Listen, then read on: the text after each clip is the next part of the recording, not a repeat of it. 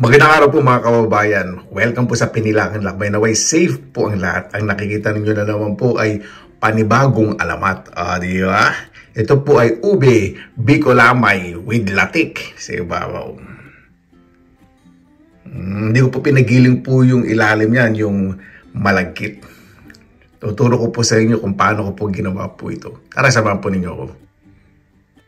Sa paggawa po ng biko, gamit po tayo ng coconut milk at coconut cream. Ito po yung kakanggata. Yung pangalawang kakanggata, yung una kong nilagay, pangalawang ano po yung piga. So itong coconut cream mas malapot. Yan lang po natin yan. Pakuloyin po muna natin. Kailangan mainit po yung kawali Ayan, ganyan po. Medyo makait lang po. Huwag na po yung masyadong kulong-kulo. Kasi maglalatik po yan. Lagyan na po tayo ng asukal. Natawag sa atin ng pula. Asukal na pula, di ba? Pero ang English brown sugar. Di ba? Lagyan po lang po natin to. Yung asukal po dapat tunaw na tunaw. Ayan, ganyan po dapat ang consistency. Maglalagay na po ako ng organic food coloring. Siyempre, nung araw ginagamit po talagang ube. Ginagayat. Iba, pinakulan mo na ginagayat, hinalo po sa biko. Yun po talaga ang authentic na ube biko. Yaan ko lang po yan. At lalagay ko na po itong ating, gusto ko po sa biko ito, lutong-luto. Para pag kinain po ninyo,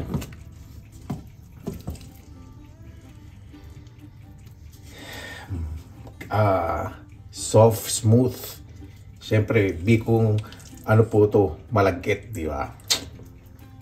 Kaya kailangan pag kinain po ninyo, masarap. Yung iba po, hindi po ganito ginagawa. Sinasaing lang po yung malagkit. Tapos, sinaseparate po yung mga patamis nilalagay sa ibabaw at parang binibibing ka sa ibabaw. Lalagyan po ng paano luto na bibingka sa ibabaw, nilalagay ng uling na may galvanized. Ganun po. Pero ito po, mas gusto ko po ito para kapit na kapit po yung lasa ng gata at asukal.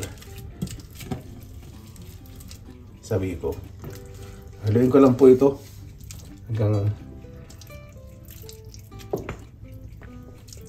maayos po ang resulta. Bakit ganun? Violet ba to? Baka nagkulay burak. Mamaya pa po yan. Yung biko po natin.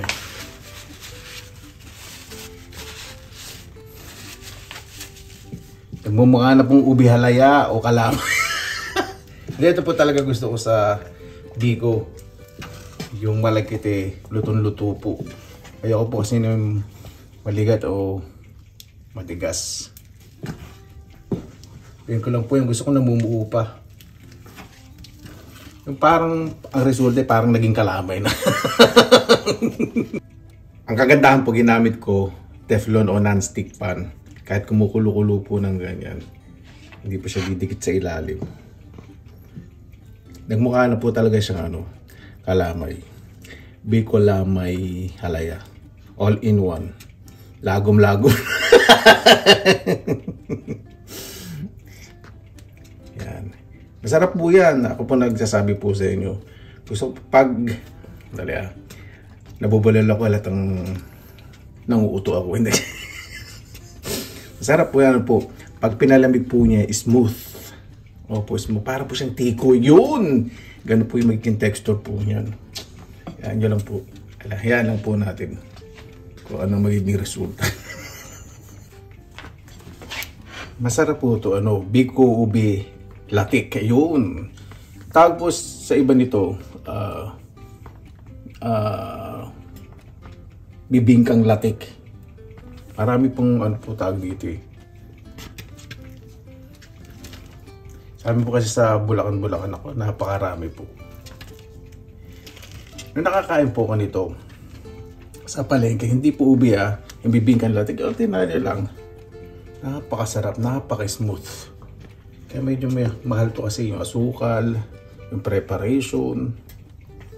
Tapos ngayon, may signature touch ng artista. So, nagkakaroon ng value yung yung quality. Ayan. Okay na po ito kasi pag ganyan po, namumuuna yun. Yun po yung niyan. Sign. Naluto na. Ayoko pong masyadong halo yung makunat-kunat. Ayoko po na makunat. Pwede rin po pakunatin kung gusto po ninyo. Depende po sa tatag ng pustiso ninyo. Yan. Yan. Okay na po yan. Kasali ko na po sa glass baking dish. Lalatikin po kasi natin yung ibabaw. Gagamit po ko ng oven. Sa Pilipinas, pwede kayong gumawa yung lutuan ng bibingka. Pero ibabaw lang po yung susunugin po ninyo. Mamaya po ako gagawa ng toppings o yung latik. Ilalagay po natin sa ibabaw. Kasi kailangan po muna talaga dito palamigin bago po lagyan ng latik. Bakit? Kapag mainit po siya at naglagay kayo ng latik sa ibabaw, naku, hahalo lang po doon sa biko. Dapat po kasi ma-maintain sa ibabaw. So ito, palamigin muna natin. Yan.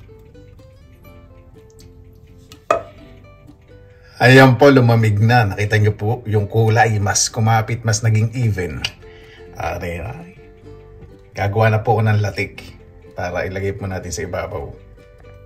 Gagamit po ako ng coconut cream, yung mas malapot.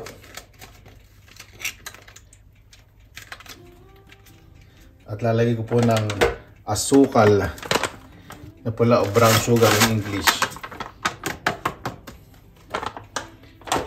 Haluin ko lang po yan hanggang sa lumapot.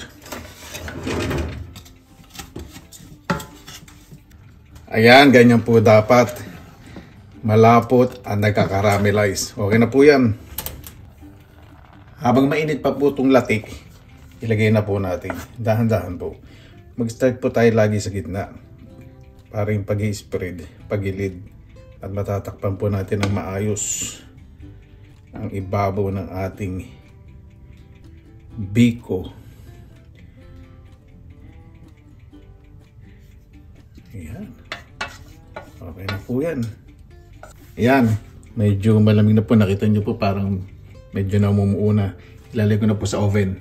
Ang oven po nakaset po sa grill. May timer po. 150 degrees Celsius. Ginawa ko pong maximum yung timer 120 minutes. Para makikita po pag medyo nasusunog-sunog na po yung ibabaw. Ganun po yung gusto ko eh. Lagay ko na po sa oven. Siguro mga lang po yan. 35 to 1 hour. 35 minutes to 1 hour. Dahil sa taas lang po nakaset yung grill, medyo sa taas ko po ilalagay itong ating yun. Ingat po, huwag niyo pong gagayahin na walang hand gloves o oven glove. Yan, hintay lang po natin na umamoy at mamaya medyo masusunog po yung ibabaw po niyan. Ayan po, tinanggal ko. Wala pa pong 2 minutes na sunog na pala. Ganyan po dapat. Sorry po, hindi po 35 minutes to 1 hour. Mali po. Dapat pala, 75 degrees Celsius. Ginawa ko po 150 doble. Mali po yung calculation ko. Ayan. Palalamigin ko lang po yan para mas maging firm po yung latex sa ibabaw. Ayan po mga kababayan. Di ba? Napakaganda po ng resulta. Winner na winner. Nilagay ko rin po sa rep ng bagya para mas mamuo. Tikman na po natin. Ayan po mga kababayan. Dito na po tayo. Tikman na po natin. Bago po tayo magpisa, pasalamatan po muna natin ang Panginoon. Panginoon, maraming salamat ang pasabihan. Minigil po sa amin na ang bawat isa po ay ligtas. Lalo na po yung malalayo po sa kanilang mga mahal sa buhay. At yung hindi po makatawag sa kanilang pamilya, hinihiling po namin ang kanilang kaligtasan. Kayo na pong bahala po sa amin. Isinusuko na po namin sa inyo lahat sa kanan ni Jesus. Amen. Naiglit din po ako dahil sa paghintay dito. Sa amin po sa Bulacan, may mga matatanda pong gumagawa po nito. Biko kalamay po ang tawag po talaga dito. Na may latik. Tapos sinahaluan po talaga nila minsan ng ube o yung kamote na kulay ube. Talagang medyo matagal po yung paghalo. Saka yung malagkit, talagang niluluto po ng matagal, malambot na malambot. Siyempre, yung matatanda po kasi nila malambot at medyo makunat ko. Hindi naman po yung super kunat, di ba? Hindi pagkain nila sasama yung bagang nila. Hindi naman po. Ayan po. Napakaganda po na itsura. Ayan, ganyan po dapat. Yung parang kalami ang texture. Oh. Di ba?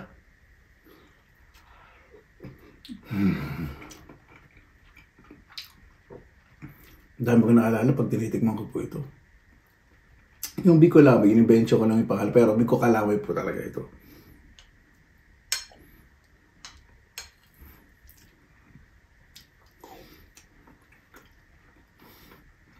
Naalala ko po ito yung pagmahal na araw. Yung mga bahay po kasi sa amin nung Bulacan na yung matatanda po sa amin. Gumagawa po nito. Saka yung suman. Yung suman paso tapos sa usaban yung ubi naman na malabnaw na may gata. Ano, napakasarap. Tapos tsaa. May tsaa po ko.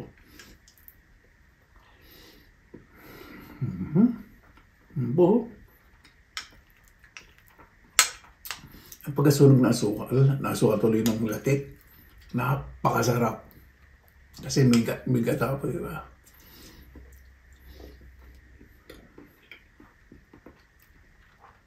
Perfect na perfect yung pagkakaluto.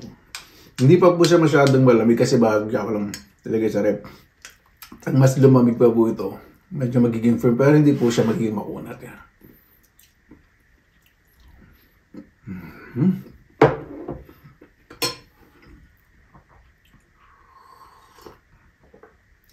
Yung bumaway, hindi naman po tayo officially mukbang. Ito muna magiging merienda ko ngayon. Recipe po muna tayo kayo na, di ba?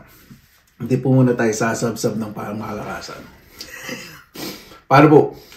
Maraming salamat na po sa inyong oras na inila sa Pinilang Alakbay. Sa ibang recipe po, pakibisita lang po Pinilang Alakbay channel. I-browse na lang po, scroll down, makita nyo po yung Pinoy Recipe and for Business. Maraming salamat na po sa inyong oras na ilan sa Pinilang Alakbay. Bago pa tayo magtapos, pasalamatan po muna natin ang Panginoon. Pagkakang maraming salamat na po sa biyahe nyo po sa amin. Naway ang bawat isa po. Magbahagi po ng kaalaman para po sa ikabubuti ng iba. Mas maging positibo po. Napakasarap pong kumilos na wala pong iniilangan at walang sama ng loob sa puso at isipan. Kayo na po bahala po sa amin. Sinusuko na po namin sa inyo lahat sa ngalan ni Jesus. Amen. Maraming salamat po. Inuulit ko po sa paglaan po ng oras sa Pinilang Alakbay. Basta lagi po tayong positive vibes, good vibes. God bless. Ingat po lagi. Magandang araw. Laban na!